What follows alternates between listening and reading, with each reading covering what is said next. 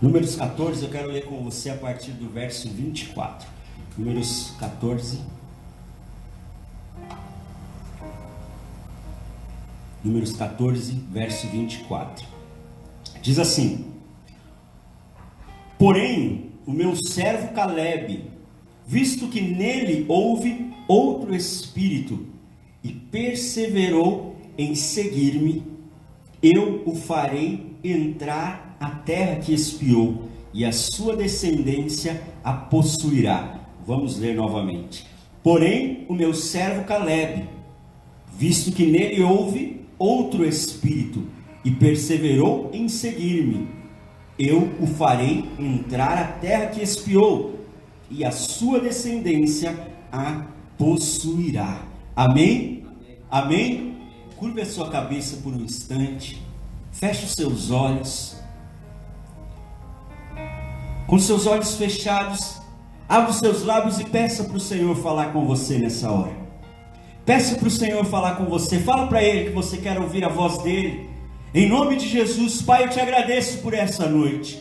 Te agradeço por cada cântico que já foi entoado, por cada oração que já foi levantada, por cada palavra que já foi liberada aqui nessa noite. Eu te louvo, Senhor. Te louvo pela oportunidade, pela liberdade, pela graça, que é poder estar na tua presença, que é poder estar diante de ti. Obrigado, Senhor. Obrigado por cada um dos teus filhos que o Senhor trouxe até aqui, por aqueles que estão acompanhando esse culto através dessa transmissão ao vivo. Senhor, obrigado por cada vida. Espírito Santo de Deus, nessa hora nós queremos te pedir, fala conosco, Senhor. Fala conosco. Não nos deixa sair daqui da mesma maneira que nós entramos. Não nos deixa sair daqui, Senhor, com os nossos corações da mesma maneira, com as nossas vidas da mesma maneira que entramos, mas que essa palavra hoje, Senhor, nos desperte, nos alimente, nos fortaleça. Que essa palavra hoje, Senhor, traga um avivamento do Senhor sobre a nossa vida. Que essa palavra hoje, Pai, nos ensine a perseverar e a viver, Senhor, as tuas promessas para as nossas vidas. Em nome de Jesus Cristo, toda interferência, tudo aquilo que vem para roubar a tua palavra de ser semeada nos corações, que caia por terra em nome de Jesus Cristo. Todo sono, todo cansaço, toda preocupação, Pai, nós lançamos por terra agora em nome de Jesus Cristo. Que os nossos corações possam estar rendidos ao Senhor, para ouvir a tua voz, Senhor, e para sermos alimentados por ti, em nome de Jesus. Amém. Glória a Deus. Aleluia. Glória a Deus. Você pode dar uma glória a Deus aí bem forte ao Senhor? Aleluia. Calebe foi um homem diferenciado. A Bíblia, que no texto que nós lemos, nos diz que Calebe foi um homem que perseverou. Ele era alguém que era perseverante. Quando todos estavam olhando para as dificuldades, eles estavam prestes a entrar na terra prometida, e todo mundo começou a ver que era difícil, que era impossível, o tamanho dos inimigos. O texto nos conta que Calebe não olhou para a dificuldade, ele olhou para a promessa de Deus, e ele perseverou naquela promessa de Deus. E nós estamos nesse mês, que é o mês da perseverança, e nós precisamos entender que a perseverança é a palavra-chave para que nós possamos viver as vitórias do Senhor, as promessas do Senhor sobre as nossas vidas. Amém? Assim como foi o exemplo desse homem, nós vamos falar um pouquinho depois sobre ele, que foi alguém que perseverou e por isso viveu. Demorou um pouco, mas por causa da perseverança de Calebe, ele viveu as promessas de Deus. E me chama muita atenção quando nós lemos no livro de Apocalipse, mais especificamente no capítulo 2 e 3, quando o Senhor fala sobre aqueles que serão salvos. Por 7 vezes, nesses 2 capítulos, nós encontramos a expressão vencedor. Fala comigo, vencedor. O texto fala que aquele que perseverar e que vai vencer, é aquele que vai ser salvo, é aquele que vai receber um galardão, é aquele que vai ser honrado pelo Senhor. Então, durante toda a palavra de Deus, nós vemos o Senhor nos ensinando sobre a perseverança, para que nós possamos viver as promessas. Caleb, ele recebeu uma promessa de Deus, e essa promessa demorou mais ou menos 40 anos para se cumprir. Tem alguém aqui que tem 40 anos, ou mais ou menos perto de 40? Oi? Imagina, é um pouco mais que a minha vida, é muito tempo.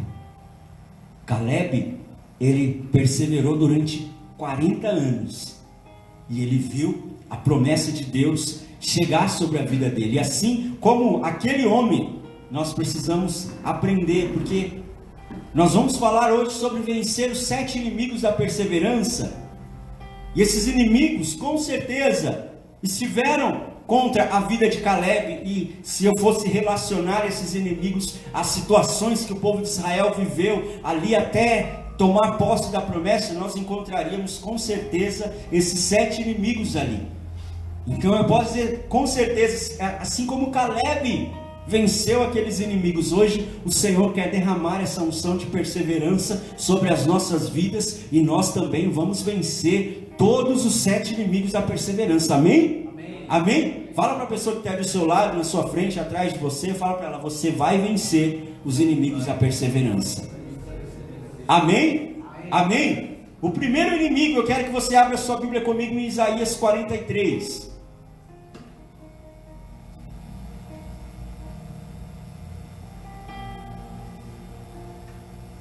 O primeiro inimigo, eu até citei isso na ministração do domingo passado, até dei esse spoiler aí para quem lembra, é o saudosismo. Isaías 43, verso 18 diz assim: não lembreis das coisas passadas, nem considereis as antigas. Fala comigo: não lempreis das coisas passadas, nem considereis as antigas. O saudosismo é a tendência a superestimar o passado. O saudosismo é um inimigo tão grande da perseverança que ele muitas vezes nos leva a sentir saudade até mesmo daquilo que fez mal para a gente. Já se pegou uma vez com saudade de uma situação, de um trabalho, de um relacionamento que fez mal para você e você estava se lembrando daquilo? Tipo, como é que eu estava com saudade daquele trabalho? Você sofria tanto naquele lugar. É o saudosismo que quer nos fazer roubar a nossa perseverança. Quero ler com você mais um texto. Abre comigo Números no capítulo 11. Números 11 a partir do verso 4.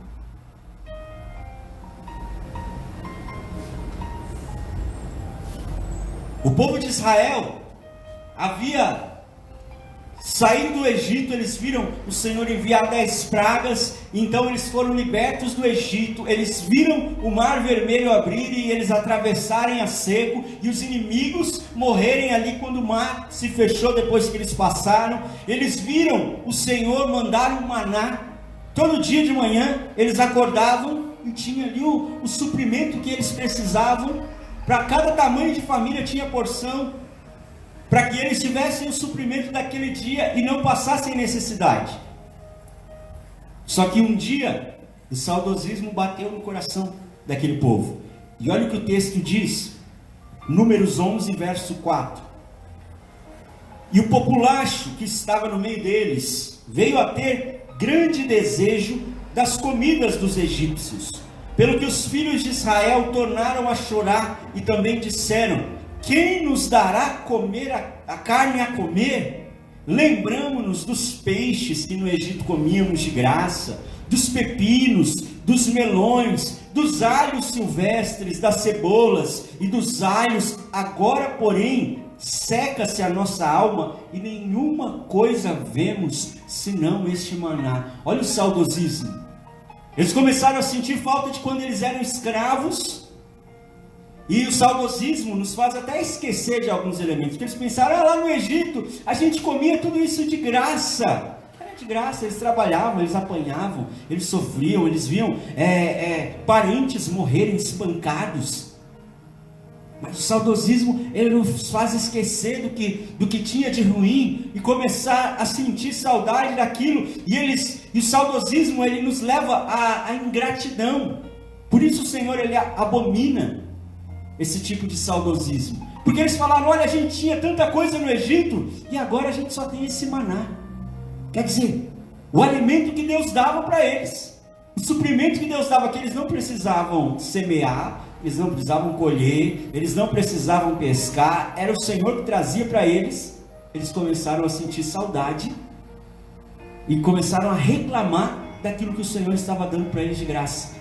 E aí, olha o que diz, vem comigo no verso 18, olha o que o texto diz: dize ao povo: santificai-vos, para amanhã comereis carne. Lembra que eles estavam reclamando que não tinham carne? Deus falou para eles: e comereis carne, porquanto chorastes aos ouvidos do Senhor, dizendo: quem nos dará carne a comer? Íamos bem no Egito, pelo que o Senhor vos dará carne e comereis. Não comereis um dia, nem 2 dias, nem 5, nem 10, nem ainda 20, mas um mês inteiro, até vos sair pelos narizes, e o que vos enfastieis dela, porquanto rejeitastes o Senhor que está no meio de vós, e choraste diante dele, dizendo: por que saímos do Egito? Olha como o Senhor abomina o saudosismo que traz essa ingratidão, de não enxergar aquilo que Deus está fazendo hoje, porque o saudosismo, ele entra num coração daquele que não consegue enxergar o livramento de Deus hoje, a bênção que Deus tem dado hoje, porque talvez você possa olhar para a sua vida e não ver nada de bom para que você possa se apoiar, mas tem gente que não conseguiu nem sair da cama e se levantar nesse dia, e você está aqui na casa do Senhor, e você está de pé. Você tem motivos para louvar a Deus, você tem motivos para parar de olhar para trás, para parar de ficar lembrando do seu passado, dizendo: ah, lá era melhor, naquele relacionamento lá era melhor, ah não, naquele trabalho lá que eu tinha era melhor, esse aqui que o Senhor abriu a porta, isso aqui eu estou sofrendo demais, ah não, porque lá na outra igreja era melhor. Para, querido, o Senhor quer que você viva o hoje, a bênção que Ele te deu de viver o hoje, de viver esse dia, amém? Aquele povo viu a ira do Senhor. Se você continuar lendo o texto, você vai ver que veio uma praga sobre aquele povo, a ira de Deus veio sobre eles, por causa do saudosismo. Para de sentir saudade do que ficou para trás. Tem algo novo de Deus sendo construído para a tua vida, tem uma história nova que Deus está escrevendo para você viver, e o seu coração precisa estar nesse novo de Deus que vai chegar, amém? Amém? Abre comigo mais um texto, Gênesis capítulo 19.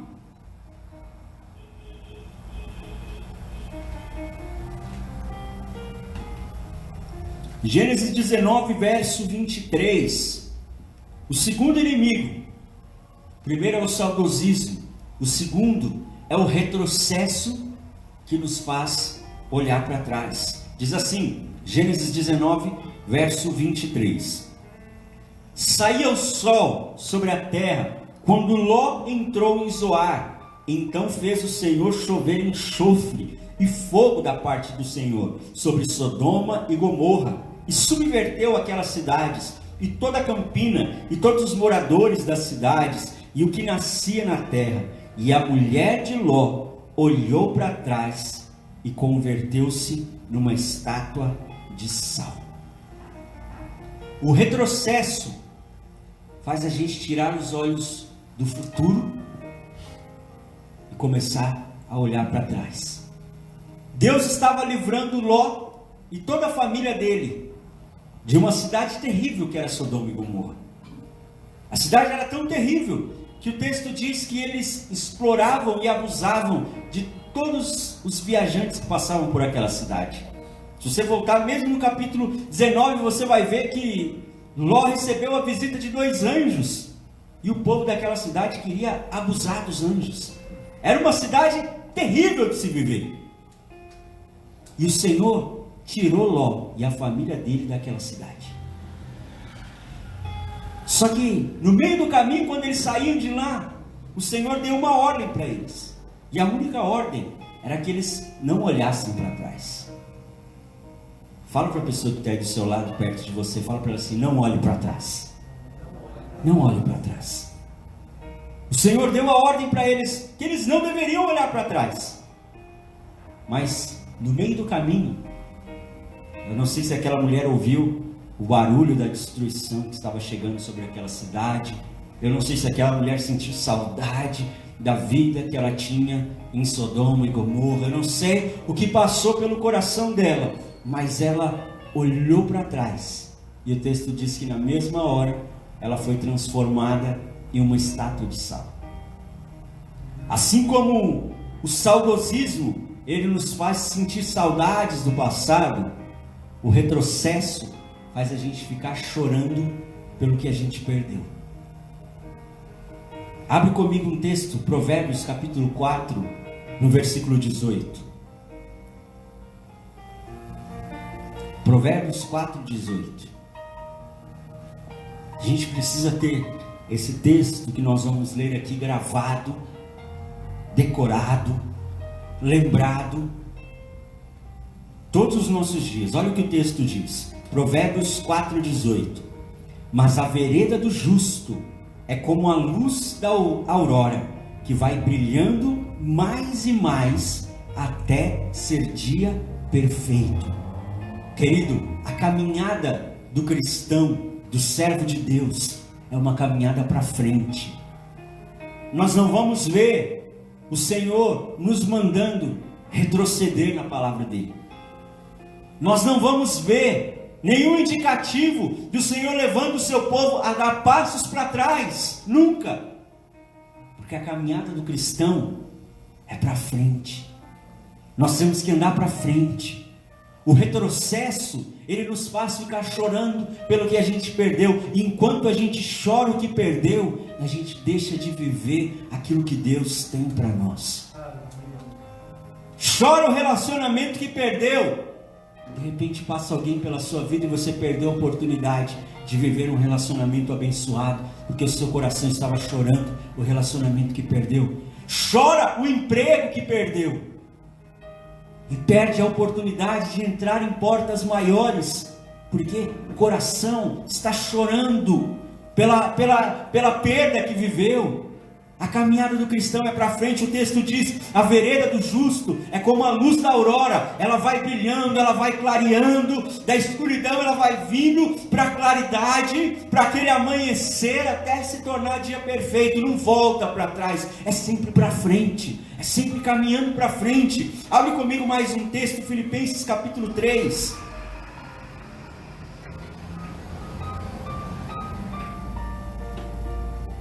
Filipenses 3, eu quero ler com você a partir do verso 13, um texto que eu cito muito aqui, que a gente já leu algumas vezes, e não tem como falar de perseverança, não tem como falar de retrocesso sem falar desse texto.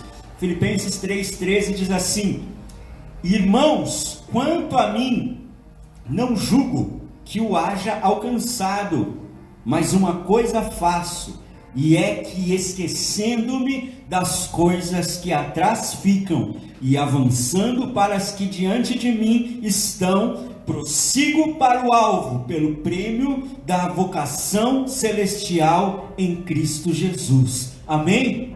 O apóstolo Paulo fala: o que eu faço é esquecer das coisas que para trás ficam, e eu continuo prosseguindo para o alvo, eu continuo andando para frente, eu continuo seguindo e deixando para trás o que ficou. Querido, para de chorar pelo que você perdeu. Talvez foi uma perda financeira e você fica pensando: meu Deus, naquele tempo eu tinha, e se eu tivesse naquela situação, eu não estaria passando pelo que eu vivo hoje. Se eu tivesse aquela condição. Para, querido, esquecendo-me das coisas que para trás ficam, eu prossigo para o alvo. Você precisa ter um alvo e prosseguir para esse alvo. Não volte para trás, não volte para trás. Fala comigo: eu não posso voltar para trás. Amém? E essa afirmação do apóstolo Paulo, ela está associada também ao terceiro inimigo da perseverança, que é o comodismo. Fala comigo: comodismo. Como é que eu vou perseverar se eu estou acomodado com o que eu tenho hoje? É aquele famoso está ruim, mas está bom. Tinha aquela personagem, é bom, bom não está, mas está bom. A gente vai se conformando. A gente vai aceitando o que tem hoje e vai empurrando com a barriga. Como é que eu vou perseverar se até o ruim eu estou tendo como bom? O comodismo, ele é um grande inimigo da perseverança, porque eu sei que comodismo é bom. A gente não precisa se esforçar muito, né? Quem gosta de chegar em casa, deitar na cama, se acomodar? Comodismo é bom. Mas assim como o comodismo ele nos poupa dos esforços, dos sacrifícios, o comodismo também nos tira da vontade de Deus. Todas as vezes que nós vemos na Bíblia o Senhor levando alguém para a vontade dele, aquela pessoa automaticamente precisa sair do comodismo. Abraão estava acomodado na sua casa, com a sua família, com todos os seus bens, e aí Deus fala para ele no capítulo 12, sai da sua terra, da sua parentela, e vai para a terra que eu te mostrarei. Olha, o comodismo precisava abandonar, largar tudo e seguir na direção do que Deus tinha para ele. Paulo estava muito acomodado com o que Deus tinha, porque ele acreditava que era o que Deus tinha, e de repente ele tem um encontro com o Senhor, e o Senhor transforma a vida dele. Ele que perseguiu o Evangelho, agora se tornou alguém que começou a ser perseguido, teve que sair do comodismo. O comodismo, ele nos tira da vontade de Deus. A Bíblia nos ensina sim, que nós temos que ser gratos pelo que nós temos, porque eu não estou te ensinando a reclamar do que você tem, existe uma diferença. Eu preciso ser grato por tudo que eu tenho, seja muito, seja pouco, seja quase nada, eu preciso ser grato. A Bíblia diz, em tudo dai graças. Eu preciso ser grato por tudo, mas eu não posso me acomodar. Eu não posso me acomodar com o que eu tenho. O Senhor te abriu uma porta de emprego, glória a Deus, mas eu quero crescer, eu quero viver a prosperidade do Senhor ali. O Senhor me abençoou com um relacionamento, com uma família, mas eu quero crescer e eu quero ser bênção para minha casa, eu quero ser bênção para minha família. Eu preciso sair do comodismo. Se você quer viver as promessas, e eu comecei falando sobre a história de Caleb, ele poderia ter se acomodado junto com os outros que estavam dizendo, olha, não vai dar certo, nem adianta a gente enfrentar os inimigos, porque nós não vamos conseguir. Mas o texto nos conta, lá em Números 13, que ele se levantou junto com Josué, no meio daqueles homens, e eles falaram, se vocês não crerem, nós vamos crer, e nós vamos conquistar, e nós vamos viver as promessas do Senhor. Precisou sair do comodismo. Saia do comodismo, querido. Saia do comodismo. Talvez o comodismo de uma busca a Deus limitada, porque muitas vezes o nosso comodismo é estar na igreja no culto de domingo, quando nós precisamos buscar ao Senhor todos os dias.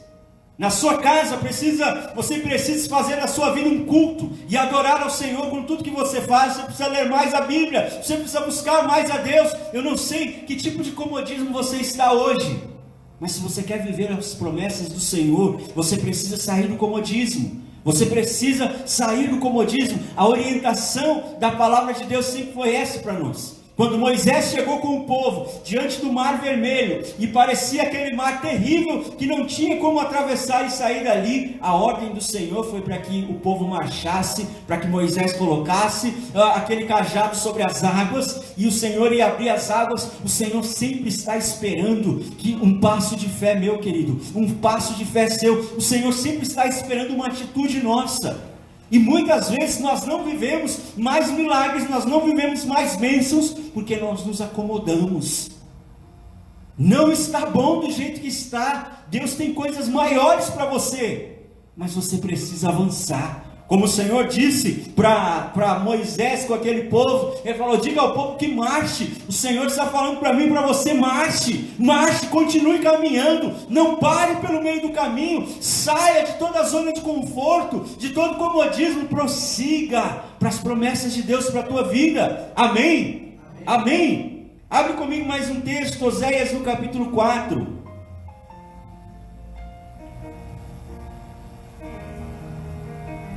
Porque a pessoa acomodada, ela até sonha em crescer, mas ela não sai do lugar.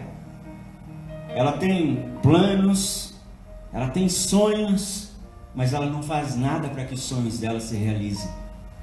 Sair do comodismo é tirar do papel os planos, os sonhos. O quarto inimigo, vem comigo, Oséias capítulo 4, verso 6. Diz assim: o meu povo está sendo destruído porque lhe falta o quê? O conhecimento. O quarto inimigo é a falta de entendimento a respeito das dificuldades. Nós precisamos conhecer as Escrituras, nós precisamos conhecer a palavra de Deus, para que nós possamos ter entendimento a respeito das dificuldades que nós enfrentamos. Porque quando nós não temos entendimento sobre as dificuldades que nós enfrentamos, a nossa primeira atitude diante de uma luta é querer fugir, é querer abandonar. Mas olha o que a Bíblia diz, vem comigo em Romanos no capítulo 5. Olha o que a Bíblia diz em Romanos 5. Romanos 5, verso 3. Diz assim: e não somente isto, mas também nos gloriamos nas próprias tribulações. Quem aqui está passando por luta? Passando por alguma luta na sua vida? Olha o que o texto está dizendo: nos gloriamos nas nossas tribulações. Sabe aquela luta que você está reclamando, você já falou para Deus: Senhor, eu não aguento mais. A Bíblia está dizendo assim: olha, se alegre pelas suas tribulações, se alegre pelas suas lutas. E olha o que o texto continua dizendo: sabendo que a tribulação produz o quê? Produz o quê? Perseverança. Verso 4: e a perseverança, experiência, e a experiência, a esperança. É um caminho. A tribulação, ela vem para nos ensinar a perseverar. Aquela pessoa que desistia de tudo vai se tornar uma pessoa forte, um guerreiro, vai lutar e vai até o fim. A tribulação, ela vai produzir perseverança. E a perseverança, o texto fala, ela vai produzir a experiência. Porque se eu perseverar, eu vou ver o Senhor agindo, eu vou ver o Senhor respondendo a minha oração, eu vou ver os milagres do Senhor chegando. É a experiência. E a experiência, a continuação do texto diz, vai produzir a esperança. Porque aí quando eu passar por uma nova luta, eu já vou estar com meu coração cheio de esperança daquilo que eu já vi Deus fazer. Quando nós não conhecemos as Escrituras, nós não temos entendimento de que tipo de luta nós estamos enfrentando, por que nós estamos enfrentando aquela luta, qual a origem, o que o Senhor quer nos ensinar com aquela luta. Porque existem diversos tipos de dificuldades, de lutas, não são todas a mesma razão. Se a gente for olhar para a palavra de Deus, nós vamos enxergar lutas que o Senhor permite para o nosso crescimento. Vou dar um exemplo para você. Jó, eu citei semana passada sobre a vida de Jó. Deus tirou os bens. Eu falo Deus porque o diabo não faz nada sem que Deus permita. Então quando o diabo achava que ele estava tocando, na verdade só porque Deus estava permitindo. Perdeu os bens, a saúde dele foi atingida, ele perdeu seus filhos, ele perdeu tudo que ele tinha. Só que no final da história, ele se tornou mais forte do que ele era no começo. Porque ele teve mais experiência com Deus que ele não tinha tido até então. Ele cresceu. Se nós formos para Mateus capítulo 4, nós vamos ver o texto dizendo assim: e foi Jesus levado pelo Espírito Santo ao deserto. Porque muitas vezes nós achamos que deserto é lugar que Deus não está conosco em deserto. E aí de repente a gente vê Jesus sendo levado pelo Espírito Santo ao deserto, para que ali como homem, Jesus estava vivendo experiência com Deus, estava crescendo naquele deserto. Quando nós não temos entendimento, conhecimento das Escrituras, nós não compreendemos a dificuldade, e aí a gente fica falando: Senhor, me tira desse deserto, quando o Senhor quer nos ensinar a crescer naquele deserto. Nós precisamos compreender quando nós estamos atravessando uma dificuldade que é consequência dos nossos erros. Porque muitas vezes nós vivemos lutas e a gente fala, o diabo está furioso com a minha vida, mas muitas vezes nem é. Sou eu que errei, você que errou, e o inimigo achou uma brecha para agir. E se nós não tivermos o conhecimento das Escrituras, por isso o texto diz, o meu povo está sendo destruído porque falta conhecimento. Se nós não tivermos conhecimento, nós vamos viver a vida enfrentando aquela luta sem sair dela. Porque quando nós temos o conhecimento, a palavra de Deus nos revela dos nossos pecados, e aí então nós podemos nos arrepender, pedir perdão ao Senhor, endireitar o nosso caminho, e aí nós vemos o Senhor agindo na nossa vida. Isso aí a gente vê a história do povo de Israel durante centenas de anos.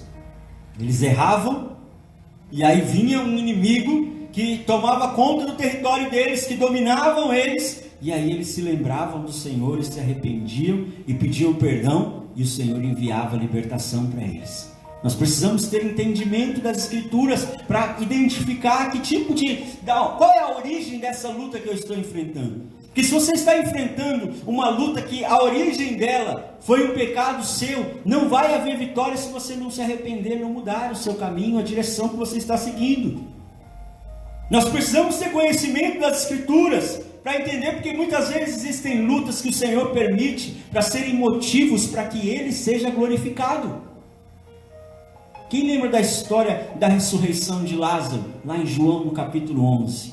Quando o Senhor recebe a notícia da morte de Lázaro, no versículo 4 o Senhor diz, essa enfermidade não é para a morte, mas é para a glória de Deus.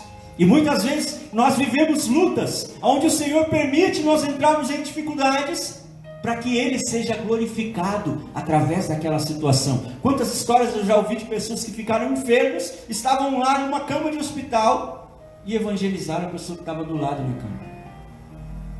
Era uma luta, para que o Senhor fosse glorificado. Se nós não tivermos entendimento, a gente foge da luta, e não vive o propósito de Deus. Você está entendendo o que eu estou falando, querido? Em nome de Jesus nós precisamos conhecer. Abre comigo mais um texto, Mateus capítulo 22.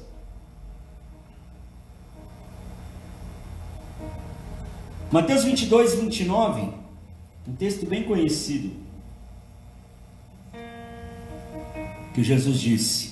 Respondeu Jesus, errais, não conhecendo as Escrituras e nem o poder de Deus. Amém? Amém? Se dedique em conhecer as Escrituras, querido. Se dedique em conhecer o que a palavra de Deus tem a dizer sobre a situação que você está vivendo. O que a palavra de Deus tem para te ensinar sobre essa dificuldade que você está enfrentando. E se você entender isso, se você aplicar o teu coração a conhecer isso, ao invés de pedir que o Senhor te livre dessa luta, você vai receber de Deus estratégia para vencer essa luta e viver o propósito de Deus para você. Amém? Amém? Amém? Abre comigo mais um texto, Juízes capítulo 7. Juízes 7, 3. O quinto inimigo da perseverança, que é a timidez e o medo diante da guerra. Juízes 7, verso 3, diz assim: agora, pois, apregoa aos ouvidos do povo, dizendo: quem for medroso e tímido, volte e retire-se do monte Gileade. E então voltaram do povo 22.000, e 10.000 ficaram. Desce comigo no verso 7. Disse ainda o Senhor a Gideão: com estes 300 homens que lamberam a água, vos livrarei e entregarei os midianitas na tua mão. Mas quanto ao resto do povo, volte cada um ao seu lugar. Gideão tinha uma guerra para enfrentar. E aí então ele convocou aqueles que podiam vir lutar junto com ele naquela guerra. E a Bíblia diz que se juntaram ali 32.000 pessoas. Era uma multidão muito grande. Só que aí o Senhor começou a filtrar, a limpar, porque Deus não trabalha com medrosos. E aí ele começou a limpar. Daqueles 32 mil, sobraram quantos que a palavra diz? 300. 300. Ele foi para a guerra, está no versículo 7, com apenas 300 homens. Imagina, de um exército de 32 mil, estava super fácil para vencer o inimigo. Agora só sobrou 300. Sabe quem foi? Aqueles milhares que ficaram para trás. A Bíblia nos mostra que eles eram medrosos, que eles eram tímidos, que eles não eram ousados. E o Senhor não entrega vitórias para aquele que é medroso, para aquele que não tem coragem, para aquele que não tem ousadia. E por isso 20 e tantos mil ficaram para trás. Talvez hoje você esteja vivendo uma guerra que pareça muito maior do que você, que pareça muito mais forte que você. Quem sabe você já possa ter pensado, em outra situação eu teria mais forças para lutar e para vencer isso, e hoje eu não me sinto tão forte assim. Se você continuar a história de Gideão, você vai ver que com 300 homens, ele enfrentou um exército de milhares de midianitas, e o Senhor entregou vitória para ele. Ainda que você se sinta fraco, ainda que as suas forças, você pense que são limitadas, não tenha medo diante das suas guerras, querido. Não se intimide com o inimigo, não se intimide com as situações que se levantam ao seu redor. Tenha ousadia como aqueles 300 tiveram, ousadia para enfrentar. Quando era 32 mil, era cada um vencia um e sobrava ainda gente para fazer retaguarda. Agora dos 300, eram 100 soldados para cada um dos 300 enfrentar. Você imagina? Matematicamente falando era impossível, mas o nosso Deus é o Deus do impossível. O nosso Deus é o Deus que age, como a palavra dele nos diz, que quando nós pensamos que nós somos fracos, aí é que nós somos fortes, porque o poder do Senhor se aperfeiçoa na nossa fraqueza. Então, querido, receba o fortalecimento de Deus sobre a tua vida, em nome de Jesus. Ainda que você se sinta fraco, é na tua fraqueza que o poder de Deus vai agir, e você vai ver o Senhor te entregando vitória nas suas mãos, em nome de Jesus. Amém? Amém? Não se intimide. Vem comigo mais um texto, Juízes no capítulo 3. Juízes 3, verso 1. Olha o que a palavra diz. Juízes 3, verso 1. São estas as nações que o Senhor deixou para por elas provar a Israel. Isto é, provar quantos em Israel não sabiam de todas as guerras de Canaã. Isso tão somente para que as gerações dos filhos de Israel delas soubessem. Aí entre parênteses está aí, para lhes ensinar a guerra, pelo menos as gerações que dantes não sabiam disso. O Senhor estava mostrando nesse capítulo os inimigos que o Senhor permitiu que estivessem em redor do povo de Israel, para que ele pudesse ensinar a guerra para aqueles homens. Está bem claro aqui no versículo 2, para lhes ensinar a guerra. O Senhor quer nos ensinar a guerra, querido. Fala para você mesmo, fala: o Senhor quer me ensinar a guerrear. O Senhor quer nos ensinar a guerra. O Senhor não quer nos ensinar a fugir, Ele quer dar arma na nossa mão. Não é a arma que estou querendo liberar aí não, tá? É arma espiritual. O Senhor quer nos dar estratégia.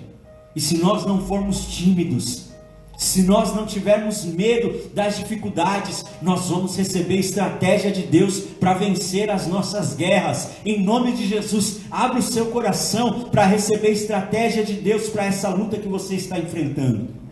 Assim como existem diferentes tipos de lutas, para cada luta existe uma estratégia que Deus quer nos dar. Existe uma direção que Deus quer nos dar. E se você não tiver medo, se você não for tímido, o Senhor vai te entregar as estratégias certas, as armas exatas nas suas mãos, e você vai viver as vitórias do Senhor sobre a tua vida. Amém? Amém? Abre comigo mais um texto, 1 Samuel capítulo 30. O sexto inimigo da perseverança. 1 Samuel 30, verso 9. Diz assim, 1 Samuel 30, verso 9. Diz assim: partiu, pois, Davi, ele e os 600 homens que com ele se achavam, e chegaram ao ribeiro de Besor, onde os retardatários ficaram. Davi, porém, e 400 homens continuaram a perseguição, pois que 200 homens ficaram atrás, por não poderem, de cansados que estavam, passar o ribeiro de Besor. O sexto inimigo da perseverança é o cansaço humano. Já se sentiu tão cansado que a sua vontade era jogar tudo para o alto? Porque o cansaço, ele faz isso com a gente, né? A gente começa a olhar e nada tá bom, parece que nada está funcionando. Davi tinha com ele 600 homens, mas 200 estavam tão cansados que eles não conseguiram avançar, não conseguiram lutar e não viram as vitórias do Senhor. Querido, nós precisamos vencer esse inimigo. Nós precisamos entender que o Senhor é a fonte da nossa força, do nosso renovo, da nossa saúde. Nós precisamos entender que se a nossa vida estiver no Senhor, ainda que o nosso corpo, como o apóstolo Paulo diz, ainda que o nosso corpo exterior, ele se corrompa, ele se canse, o nosso espírito vai se renovar a cada dia na força do Senhor. Abre comigo mais um texto, Isaías no capítulo 40. Eu não sei do que talvez você possa estar cansado. Eu não sei quais situações estejam consumindo as suas forças. Mas olha o que a palavra diz em Isaías 40, a partir do verso 28. Não sabes, não ouvistes que o eterno Deus, o Senhor, o Criador dos fins da terra, nem se cansa e nem se fatiga? Não se pode esquadrinhar o seu entendimento. Faz forte ao cansado e multiplica as forças ao que não tem nenhum vigor. Os jovens se cansam e se fatigam, e os moços de exaustos caem. Mas os que esperam no Senhor renovam as suas forças, sobem com asas como águias, correm e não se cansam, caminham e não se fatigam. Amém? Amém? Levanta suas duas mãos para os céus. Se você está cansado hoje, querido, receba a força que veio do Senhor. Para de esperar pela tua força, para de esperar pela confiança, pela palavra dos homens, e agora comece a esperar pelo Senhor, e receba a força do Senhor, porque Ele faz forte ao cansado, e Ele multiplica as forças ao que não tem nenhum vigor. Você chegou aqui sem força nenhuma, receba, porque hoje o Senhor está multiplicando as tuas forças, em nome de Jesus Cristo. Receba forças multiplicadas, renovadas do Senhor sobre a tua vida, porque os que esperam no Senhor renovam as suas forças, recebe renovo das suas forças hoje, querido, em nome de Jesus Cristo. Recebe renovo na sua fé, que você diz: Senhor, eu não consigo mais crer que vai acontecer. Recebe renovo na tua fé hoje, em nome de Jesus Cristo, porque os que esperam no Senhor renovam as suas forças, sobem com asas como águias, correm e não se cansam, caminham e não se fatigam. Receba essa força de Deus sobre a tua vida hoje, em nome de Jesus Cristo, em nome de Jesus Cristo. Se você crê, aplauda o nome do Senhor nessa noite.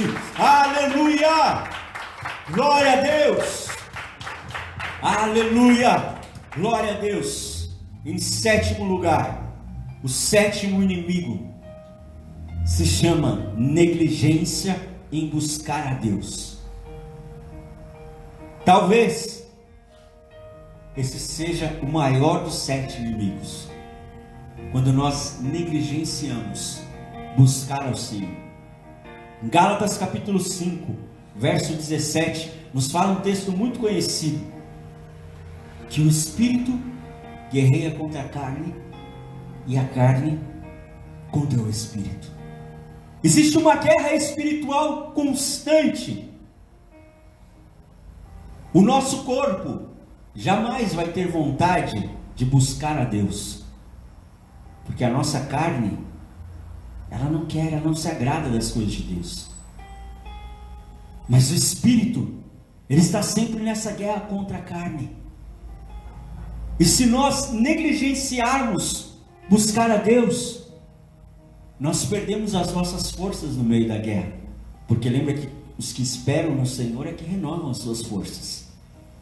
Se nós não buscamos a Deus, não buscamos a Deus em oração, não buscamos ao Senhor na palavra, não colocamos em prática a palavra, porque não adianta ouvir a palavra. Não adianta você ouvir 1 hora de pregação aqui e sair daqui e não colocar essa palavra em prática. É negligência em buscar a Deus. Abre comigo a sua Bíblia em Mateus no capítulo 7. Porque a Bíblia ela nos diz que a fé, ela vem pelo ouvir, e ouvir a palavra de Deus. Se eu não ouço a palavra de Deus, eu não tenho fé. E quando o texto fala de ouvir, não é somente de escutar, mas é de praticar a palavra. E olha o que diz, Mateus capítulo 7, verso 24. Próprio Jesus falando isso. Mateus 7, 24 diz assim: todo aquele, pois, que ouve estas minhas palavras e as pratica, será comparado a um homem prudente, que edificou a sua casa sobre a rocha. E caiu a chuva, transbordaram os rios, sopraram os ventos, e deram com ímpeto contra aquela casa, que não caiu, porque fora edificada sobre a rocha. Se você quer viver as promessas de Deus, se você quer perseverar até o fim, você precisa ouvir as palavras e precisa praticar as palavras. O texto fala no começo, aquele que ouve essas minhas palavras e as pratica. Não é aquele que ouve ou pratica, é aquele que ouve e pratica. As duas coisas precisam caminhar juntos. Eu ouço a palavra e eu coloco essa palavra em prática. Eu preciso mudar, então a palavra está dizendo que eu tenho que mudar, eu vou mudar. Eu preciso ter um novo posicionamento, a palavra está dizendo que eu preciso ter novos posicionamentos, eu vou ter novos posicionamentos. Eu preciso perdoar, a palavra está dizendo que eu tenho que perdoar, eu vou perdoar. Eu preciso colocar em prática. Aí o texto diz, aquele que ouve essas minhas palavras e as pratica, será comparado ao homem que edificou a sua casa sobre a rocha. E aí pode vir a dificuldade que vier, que aí o texto começa a dizer, pode vir a chuva, os rios transbordarem, os ventos soprarem, pode vir toda a dificuldade contra aquela casa vai permanecer firme, porque ela foi edificada sobre a rocha. Sabe por que muitas vezes nós somos inconstantes? Hoje estamos animados, dispostos a buscar a Deus, e amanhã não estamos, porque está faltando praticar a palavra de Deus. Porque está faltando. Porque quando há a negligência de buscar a Deus, seja através da palavra, seja através da oração, porque quantos de nós só oramos na igreja? A nossa vida de oração se resume ao culto de domingo, de quarta, a célula. Quando a Bíblia nos orienta a buscar ao Senhor em todo o tempo. Todo tempo é todo dia. Quando 1 Tessalonicenses 5 nos diz, orai sem cessar. É todo momento. Aquele momento que você passa o seu dia pensando um monte de besteira, ao invés de ficar pensando besteira, ora na sua mente, querido. Fala com o Senhor, isso é orar sem cessar. Mas quando nós negligenciamos essa busca ao Senhor, nós não conseguimos perseverar. Porque a nossa guerra, ela não é física, a nossa guerra é espiritual.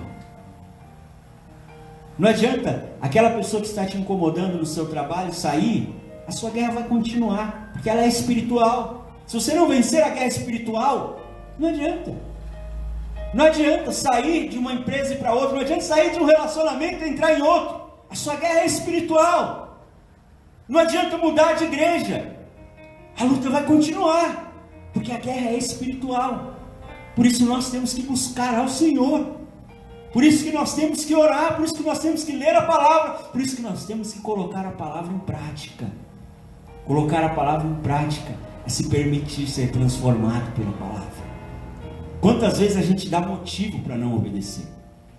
Ah não, mas eu não consigo obedecer. Ah não, mas eu ainda, lá na frente eu vou conseguir. E a gente fica dando motivos para não obedecer. Querido, a palavra diz em Hebreus: se hoje ouvirdes a voz do Senhor, não endureçais o vosso coração. Quem aqui está ouvindo a voz de Deus? Então, querido, o tempo de você obedecer é hoje. Não é amanhã, não é depois de amanhã. Se nós vencermos cada um desses inimigos, nós vamos perseverar e vamos viver as vitórias do Senhor. E para nós terminarmos, eu quero ministrar 3 coisas que acontecem quando nós vencemos os inimigos da perseverança. Abre comigo Filipenses capítulo 4, verso 12. Quando nós vencemos os inimigos da perseverança, nós estamos preparados para andar em qualquer situação. Olha o que a palavra diz, Filipenses 4, verso 12. O apóstolo Paulo diz assim: sem passar falta, e sei também ter abundância. Em toda maneira e em todas as coisas estou experimentado, tanto em ter fartura como em passar fome, tanto em ter abundância como em padecer necessidade. Posso todas as coisas naquele que me fortalece. Quando nós vencemos os inimigos da perseverança, a gente aprende a atravessar qualquer situação. Vai vir um dia ruim, eu vou continuar de pé, eu vou continuar louvando a Deus, eu vou continuar firme, mesmo no dia ruim. Vai vir um dia bom, eu não vou me esquecer do Senhor no dia bom, eu vou continuar louvando a Deus, eu vou continuar firme, eu vou continuar sendo fiel ao Senhor. O apóstolo Paulo estava dizendo isso. Olha, eu já sei passar em qualquer situação. Se eu estiver em abundância, eu posso passar pela abundância. Se eu estiver passando necessidade, eu vou atravessar esse tempo de necessidade. E a gente só consegue viver isso, querido, depois que a gente vence esses inimigos da perseverança. Abre comigo mais um texto, Salmos 18, verso 29. Quando nós vencemos os inimigos da perseverança, em segundo lugar, nós superamos todas as dificuldades e os limites. Olha o que diz Salmo 18, verso 9, um salmo tremendo que Davi escreveu, e eu te aconselho a ler esse salmo quando você voltar para a sua casa hoje, amanhã, leia. Salmo 18, verso 29, o texto diz assim: pois contigo desbarato exércitos, com o meu Deus eu salto muralhas. Amém? Amém? Quando você vence, querido, os inimigos da perseverança, qualquer dificuldade que vier na sua frente, você está com o Senhor, pode vir um exército poderoso, você vai desbaratar esse exército. Pode ter diante de você uma muralha enorme, o texto diz: com o meu Deus eu vou saltar as muralhas. Não vai ter impedimento que vai me parar, não vai ter dificuldade que vai me resistir, porque eu estou com o Senhor. Amém? Amém? Em terceiro lugar, abre comigo Josué capítulo 14. E aí nós voltamos para a história de Caleb. Josué 14, 6. Quando nós vencemos os inimigos da perseverança, nós somos renovados pelo Senhor e vivemos as promessas de Deus para nós. Amém? Amém? Josué 14, verso 6 diz assim: chegaram os filhos de Judá a Josué em Gilgal, e Caleb, filho de Jefoné, o quenezeu, lhe disse: tu sabes o que o Senhor falou a Moisés, homem de Deus, em Cades Barneia, a respeito de mim e de ti. Tinha eu 40 anos, quando Moisés, servo do Senhor, me enviou de Cades Barneia para espiar a terra, e eu lhe relatei como sentia no coração. Mas meus irmãos que subiram comigo desesperaram o povo. Eu, porém, perseverei em seguir o Senhor meu Deus. Lembra que eu falei no começo? Todo mundo estava olhando as dificuldades mas Caleb perseverou. Verso 9: então Moisés naquele dia jurou dizendo: certamente a terra em que puseste o pé será tua e de teus filhos em herança perpétua, pois perseveraste em seguir o Senhor meu Deus. Eis agora, o Senhor me conservou em vida como prometeu. 45 anos há desde que o Senhor falou essa palavra a Moisés, andando Israel ainda no deserto, e já agora sou de 85 anos. Estou forte ainda hoje, como no dia que Moisés me enviou. Qual era a minha força naquele dia? Tal ainda agora para o combate, tanto para sair a ele, como para voltar. Olha, querido, aquele que vence os inimigos da perseverança, recebe o renovo do Senhor. Caleb falou: eu tinha 40 anos quando recebi a promessa. Passou 45 anos, hoje eu tenho 85 anos. Mas a minha força continua a mesma de quando eu tinha 40 anos. Isso é renovo do Senhor sobre nós. Quantas vezes nós olhamos e, quando eu era mais jovem, quando eu era adolescente, quando eu estava lá nos meus 20 anos, Caleb falou: não, eu tenho 85 hoje, mas a minha força ainda é a mesma. Se precisar sair para a guerra, eu vou sair para a guerra de novo, porque eu tenho a mesma força sobre mim. Quando nós vencemos os inimigos da perseverança, o Senhor renova as nossas forças. Amém? E agora aquela promessa que Deus tinha feito para ele 45 anos atrás, ele estava vendo a promessa se cumprir, porque o Senhor renova as nossas forças e nos faz viver as promessas dele para as nossas vidas. Amém? Amém? Se coloque de pé, querido, em nome de Jesus. Lá em Tiago, no capítulo 1, no verso 2, a palavra de Deus diz assim: meus irmãos, tende por motivo de toda a alegria o passardes por várias provações, sabendo que a aprovação da vossa fé, uma vez confirmada, produz perseverança. Ora, a perseverança deve ter ação completa, para que sejais perfeitos e íntegros e em nada deficientes. Amém? É para perseverar até o fim. E hoje o Senhor está nos entregando essas estratégias. Hoje o Senhor está nos entregando essas armas.